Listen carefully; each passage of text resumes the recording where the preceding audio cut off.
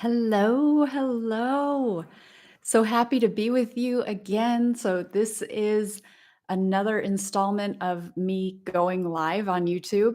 I guess it's a continuation of the Kara's Cushion series from the meditation conversation that I think I did three of, but I've done two of these now this week. So, I'm at like, what is that, 66% of what I did previously. So, that's a win. Anyway, I'm Kara Goodwin. I'm the host of the Meditation Conversation podcast, and I'm delighted to be with you today. My intention here is just to do a little short segment, give you something to think about, something that's been on my mind. Um, and so today I want to talk about language. And language is power. There's power in our words. Language is creative. It's a way for us to take the thoughts that are in our head to solidify them a little bit. If we think about everything in terms of density and physicality, we kind of start with our thoughts, which are very, very etheric. They're just maybe just floating around out there. They might be incomplete. We kind of have flashes of insight or flashes of thoughts or fragments of thoughts, and then something else swoops in and kind of, it can evaporate or very quickly, or we might spiral, continuing to entertain certain thoughts that probably are not actually serving us. So as we use language, it's a way to kind of take those thoughts and focus them more and actually put words to them, and it just kind of, then we get sound with them, so it helps to physicalize them more. And then of course from our words we have action, which is a even more physical way to express ourselves, to express our thoughts, to express our words. But all of that works together to create our reality and to create our living experience. So it kind of begins with thought. Probably it begins actually, even beyond that, from a soul level where we get that inspiration. But from this 3D physical reality, we can think of it simply as thoughts, and then physicalizing those more with words, and then grounding those even more in action. But words have power. They're, again, it's focusing that energy into words. There's power there. And so different words have different frequency. They carry a different sound frequency, but also just a density frequency. And so there have been really cool studies about this, particularly by Dr. Emoto. He has done studies where he takes water and he studies the crystal of frozen water based on words. And so written words and spoken words, but using samples of water. And he's done lots of other samples too, with blessing polluted water and all kinds of things. If you're not familiar with Dr. Emoto's work, really look into it. It's fascinating.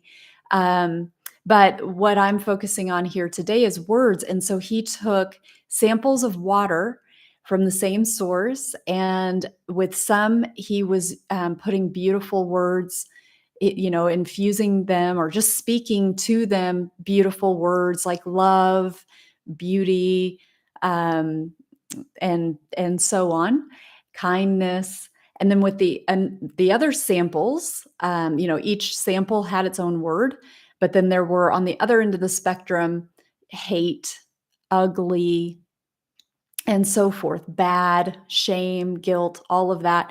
And he froze each sample and then looked at them, the crystals, under a microscope.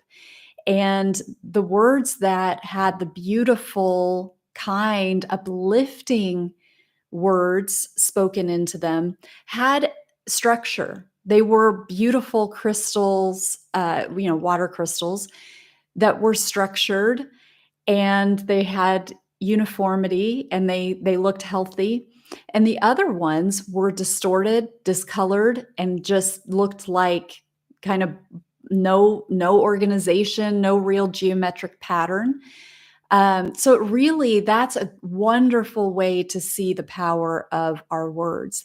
And so when we think about swearing or cursing, kind of the bad words that we have in our language, and we think about engaging with that kind of language, we want to use that type of language sparingly. So, for one reason being because of the vibration and the energy that it carries. Because if you're constantly swearing, you are engaging, think of how much of your body is water. So you're introducing those words into your being, and then the waters of your body are receiving that vibration. And if you look at Dr. Emoto's work, I'll try to find a link that I can put in the notes once this is recorded.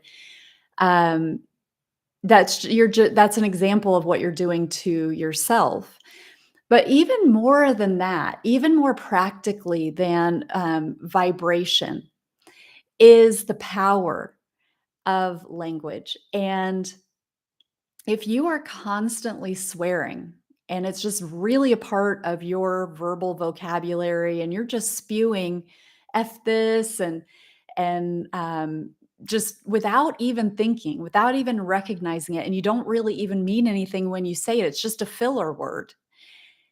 When you mean it and when you're really trying to drive a point home, you don't have anything in your toolkit to really drive your point home.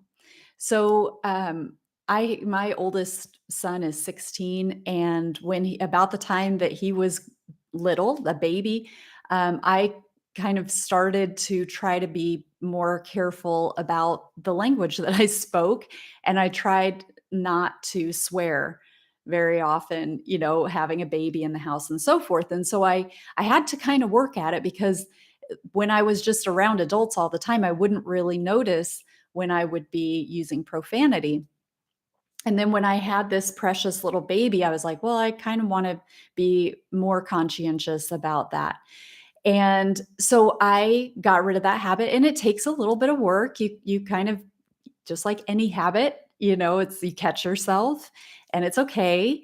You forgive yourself and you just do your best. So it's not about shame. It's absolutely not about shame, not about guilt, but just being conscientious and knowing what we want out of our life experience. But what I found is that once I had cleared it out of my verbal repertoire and I wasn't swearing anymore, if I really needed to show that I was angry, I could still use those words, but they had a lot more power because people were used to not hearing it come out of my mouth. And whether it was something that ever came up or not, it's not like I would go around talking about how I don't swear anymore, making a point about it. But people just get used to it on a subconscious level that they don't hear you speaking like that very much. So if I really was upset or I'd like stubbed my toe or hurt myself or something like that, and I would swear, it really had power. And I would notice it even within myself where it was like, oh, I'm crossing that threshold now. It's kind of like there's a place that I don't go very often, and this is worth it. I'm going into that. And I'm going to F this one, because I really mean it. And so it's interesting how if you really want to get power out of swearing, you need to rid it. You need to rid yourself of it and use it really, really sparingly. And then when you do use it, it's very powerful. So, I just find that really funny and really, just kind of an interesting thing to think about and give it a try and see how it feels. And I would love to know with you, is this something that you have done? Have you gone through a period where you have rid yourself of it? Um, do you have any tips for people if they're, I know some people use like a rubber band. If it's really, really a problem and you're really determined to get rid of it, sometimes people use like a rubber band on their wrist and they kind of snap themselves if they swear, or of course the famous swear jar that a family can use. If somebody's caught swearing, you have to put $1 in the jar or something like that. So there are ways that you can kind of add more physicality to it if that seems like the right thing for you. But let me know what you think and if this seems like something that's worthwhile for you to use yourself.